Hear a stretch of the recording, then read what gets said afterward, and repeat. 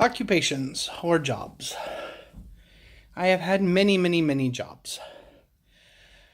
When I was very young, um, we're not going to talk about before I was legal, because before I was legal, I didn't do legal things. But once I was legal, when I moved out at 15, I got lots of jobs. For the first 3 years, I worked what are called temp jobs. Those are jobs where technically they don't have to hire you as a person. You work for a temp company, and the temp company sends you out to do things. So to keep myself fed, because again, I had moved out of my parents' comfortable home, I did temp jobs. And temp jobs are usually low skill, low pay, high effort, high danger work. So some of the things I did for my jobs, what is that? Some of the things I did for those were I repaired cracks in the asphalt of highways.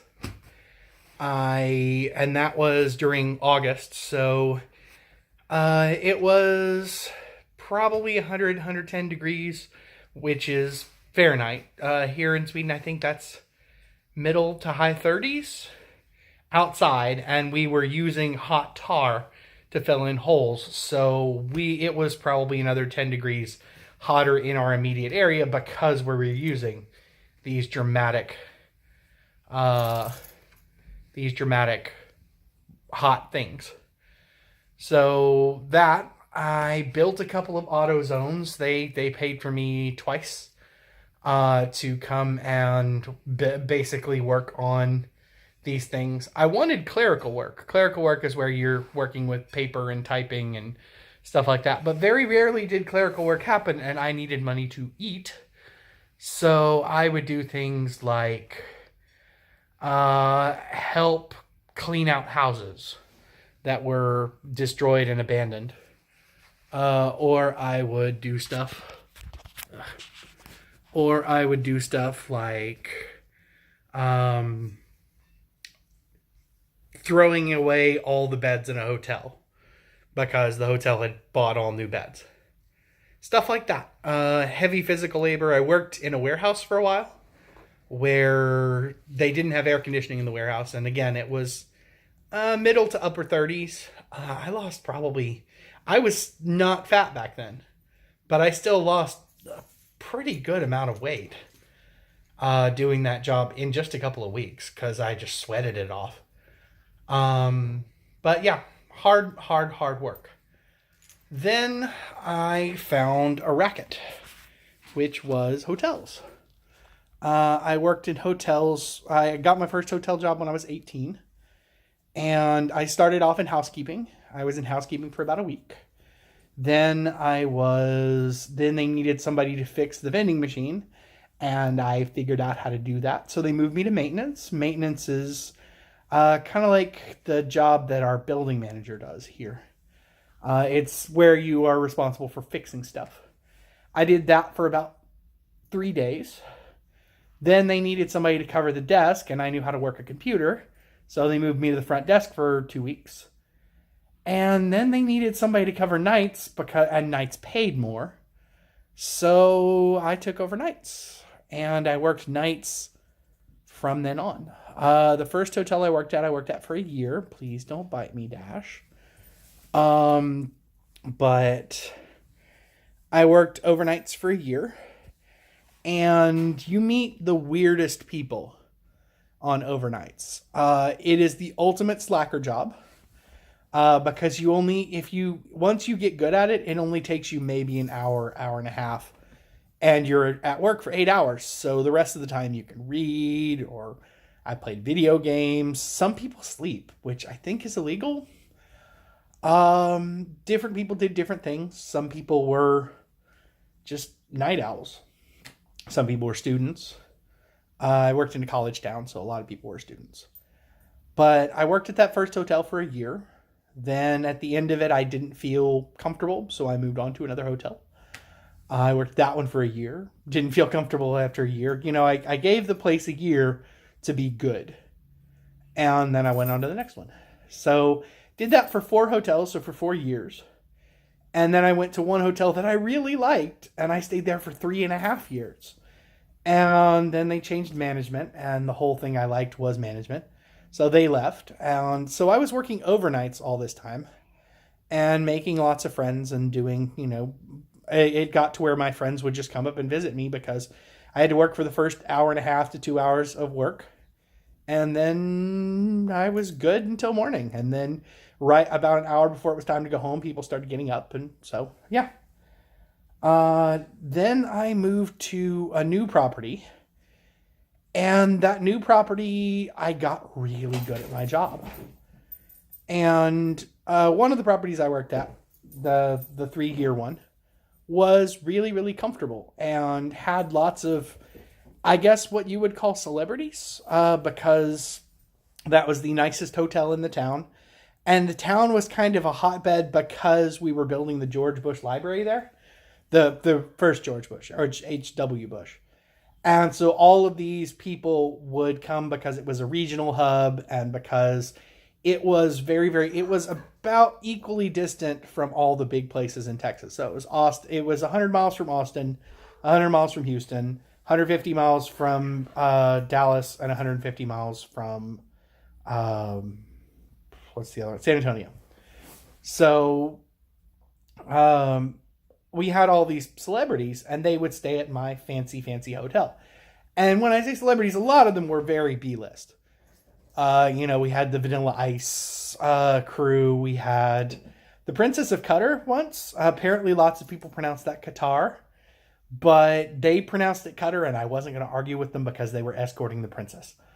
We only laid eyes on her twice.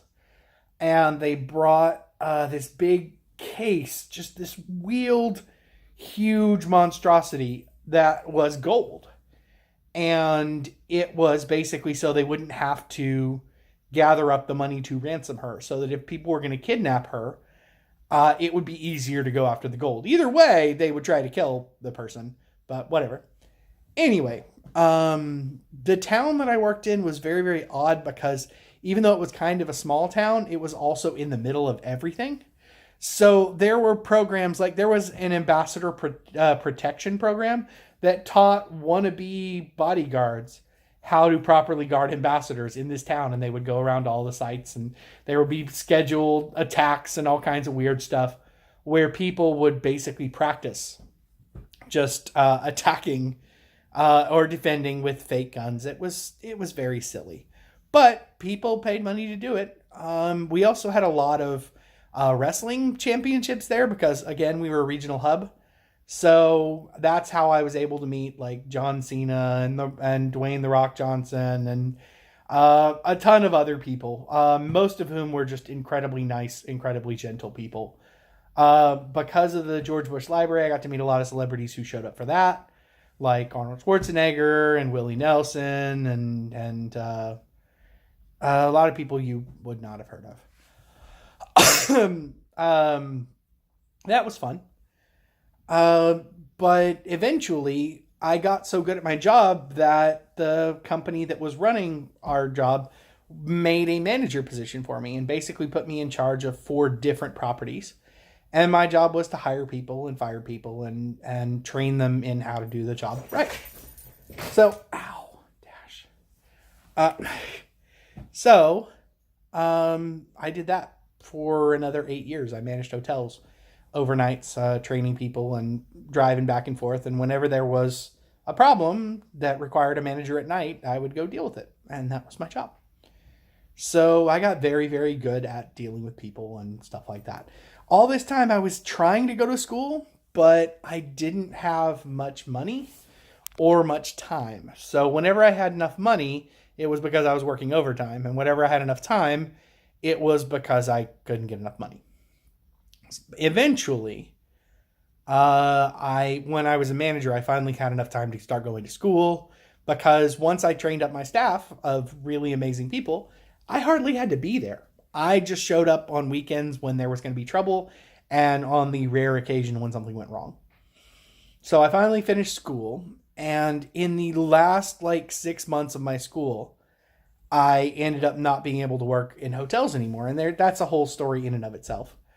But so for about a year, I ended up working in the prison system because the prison system is like it's the best job in Texas. You get paid a significant amount of money, like almost more than I was getting as a manager, and the jobs are incredibly easy, but kind of dehumanizing. Like you remember how I said I worked at warehouses and filling in holes in the road? The worst job I ever had was working in a prison because it's so incredibly dehumanizing. There's a wall where they have these tags, and the tags are different colors, and the blue tags are for black people, and the red tags are for Hispanic people, and the clear tags are for other, which is white people and Asian people and Arabic people. And most of the tags was dominated by blue. Most of the wall was dominated by blue tags and red tags, and there weren't that many clear tags. So I could immediately see that there was a problem. Also, once I got good at that job, it did take me about a month and a half to get good at that job. But once I got good at it, I had a lot of downtime. So I would just look through criminal records, which was legal. I was working there. But one of the things that I discovered that made me really uncomfortable is that most of the criminals had really low IQs because it had a list of IQ stuff and some of the really fun stuff with religion and different, you could look at their crimes. All of this is matters of public record. But at the same time, having it all in one place and being bored, I just went through and it was really disturbing how low the IQs of some of these people were. Because these were people that were put away for life. This was a place where almost everybody who was in that prison was scheduled to die there. So seeing that people who had such low IQs and the number of drug convictions, which is treated like a mental health issue most of the places in the world, but not in Texas, it was just the worst job. And don't get me wrong, there were perks. But at the same time, it was so dehumanizing. And it was so hard to be in that place. Because even not as a prisoner, working there it's terrifying. Because when those doors, you hear the doors on television or in movies, it sounds so much more final in real life. Anyway, the point I'm getting to, and at some point I'll post just about being an educator. But the point that I'm getting to and the point of all of this is that there are lots of jobs that I've done that I did not want to get up in the morning for. There are lots of jobs that I did that were unpleasant or unhappy. And as much as I can be frustrated at individual students or individual classes or individual coworkers or individual situations, the job I'm doing right now as a teacher, which again, I have the skills to be paid way more than I would get as a teacher. I am working on my second master's degree. I am smart enough to code. I could be doing computer-y stuff or management-y stuff and getting way more money than being a teacher. And that's not bragging. That's saying this is a choice. I have chosen to be an educator because there is nothing better. There is nothing like it. And so this is the only job that I've ever worked, where I sit up every morning and I may be like, man, I wish I could sleep some more. Or, man, I'm super tired and today's going to suck. But this is the only job where I sit up and every morning say to myself, I have the best job in the world. It is the best job that I could ever want. And it's the only job I've ever worked where if I had enough money, I would still do this job. I may not do it at the frequency or for the length or for the same people that I'm currently doing it. But I could see myself working as a teacher for free in a post-scarcity society. For free. Because I love it that much.